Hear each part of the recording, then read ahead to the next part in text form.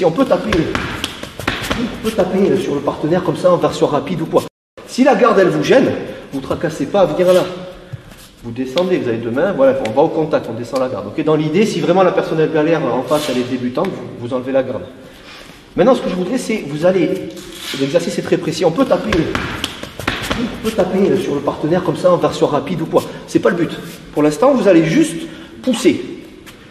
Alors, c'est pas la finalité de pousser quelqu'un, mais c'est pour la distance. Donc, je vais vous demander, par exemple sur les points directs ou les paumes de main, à chaque fois. Alors lui il résiste un peu, il ne recule pas sans arrêt, mais dans l'idée, voilà. Vous allez au contact et vous poussez à chaque fois. J'ai pas pris le plus petit.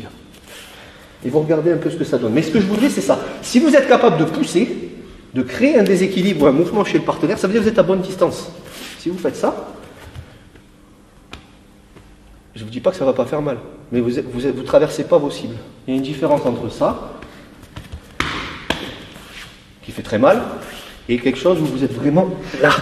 Et là, vous vous dites, si j'envoie le paquet, là, je suis sûr de lui péter au moins une côte ou deux en rentrant dedans.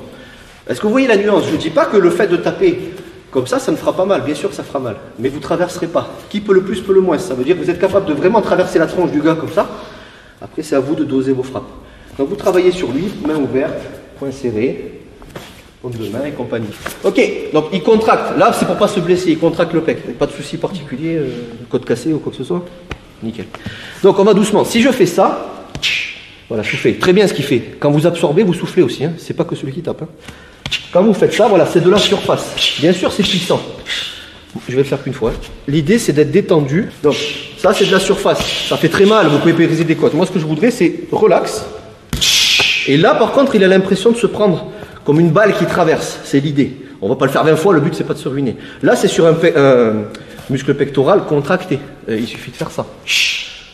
D'accord? Ça suffit. Hein.